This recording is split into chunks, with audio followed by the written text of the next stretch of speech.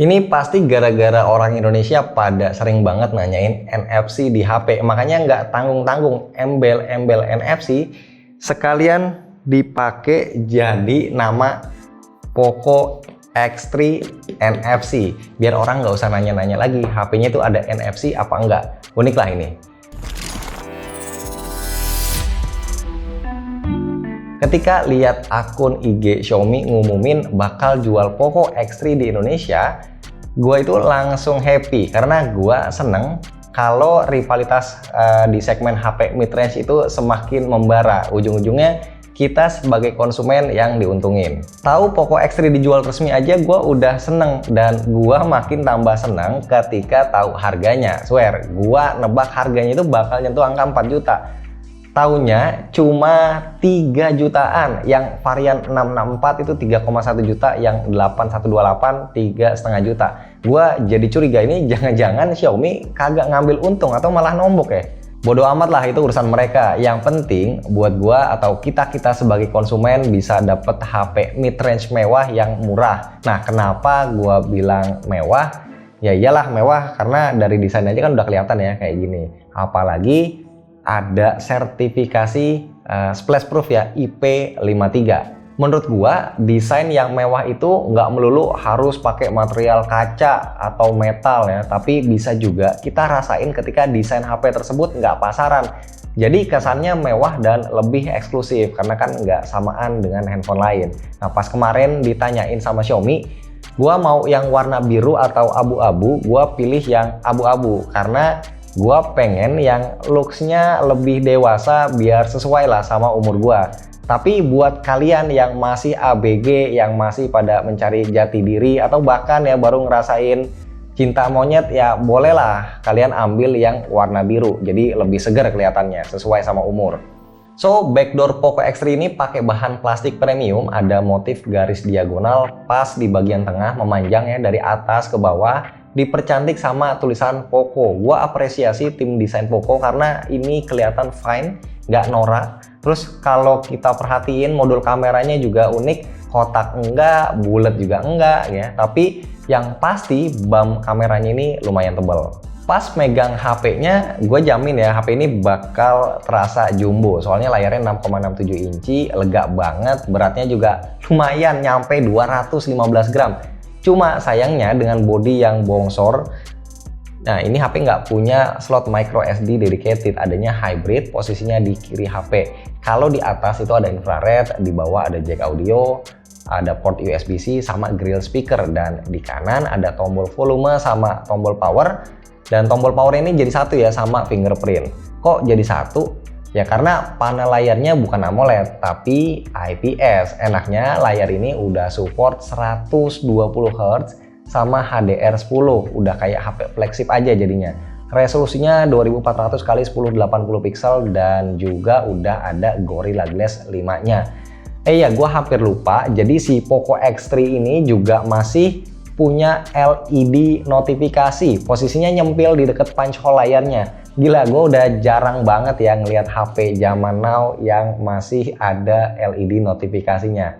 Ini good job lah Poco. So, dengan harga yang cuma 3 jutaan, gue sebenarnya masih rada bingung ya, kok bisa-bisanya ini HP pakai chipset baru, bahkan jadi yang pertama pakai Snapdragon 732G.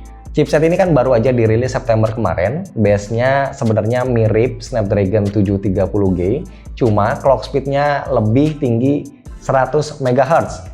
Sementara teknologi lainnya itu masih mirip-mirip ya, termasuk GPU-nya masih sama pakai Adreno 618. Gua sempet tes Antutu, skornya pastinya setara 730G ya, ada di kisaran 280 sampai 290 ribuan. Tapi pas gua coba main PUBG Mobile, grafisnya mentok Smooth Ultra atau HD High aja. Frame rate-nya sih stabil. Pas gua pakai main game atau nonton, nah gua baru sadar ternyata speakernya dual alias stereo. Jadinya makin greget rasanya. Nah, kalau kapasitasnya buat di Indonesia itu dikasih ada dua opsi, 664 sama 8128.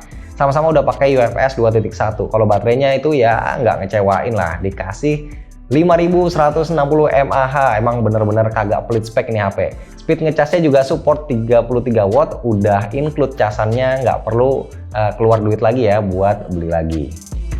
Dan ngomongin soal kamera, gue suka sama hasilnya, walaupun baru nyobain bentaran aja. Gue pakai foto-foto, kok ya hasilnya enak dilihat. Konfigurasinya pakai lensa utama 64 megapiksel f1.9, ada lensa ultrawide 13 megapiksel, sama dua lensa penghibur masing-masing 2 megapiksel, apalagi kalau bukan buat depth focus dan juga makro. Nah, semua lensanya ini nggak ada yang punya OIS, tapi kalau misalkan mau ngerekam video itu dikasih AIS. Contoh videonya bisa langsung lihat sendiri aja ya, kayak gini. Nah, sekarang gue lagi ngetes perekaman videonya full HD, bukan. Yang ini 4K 30 fps dengan AIS ya, karena ini nggak ada OIS-nya. Ini gue masih jalan kaki, ini siang-siang panas-panas ya. Oke, langsung kita coba buat lari.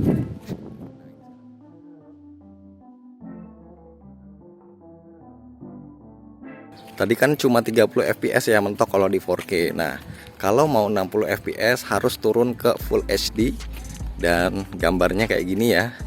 Ini masih dengan AIS. Kalau gua lihat dari previewnya sih stabil. Ini gua akan lari sekarang.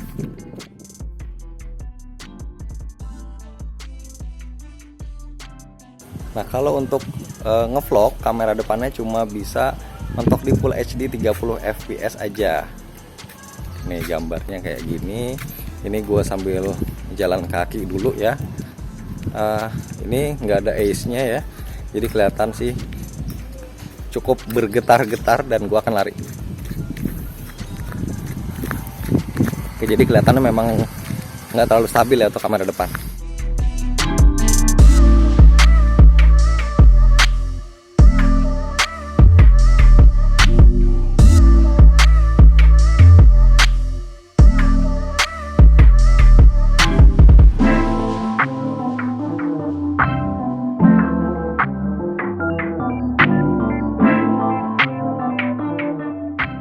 Ya udah, gue sih nggak mau banyak komentar lagi ya. Gue cuma mau bilang congrats buat Poco karena udah berhasil ngerilis atau ngedatengin X3 NFC ke Indonesia dengan harga yang sangat-sangat menggiurkan. Jadi HP ini menurut gue adalah rajanya mid-range, pantas disebut seperti itu. Nah, yang jelas cuma satu pesan gue, jangan sampai udah harganya murah terus nanti barangnya goib alias susah dibeli dan ujung-ujungnya harganya jadi naik, banyak makelar di e-commerce. So kita akan pantau, semoga barangnya akan banyak tersedia baik online maupun offline.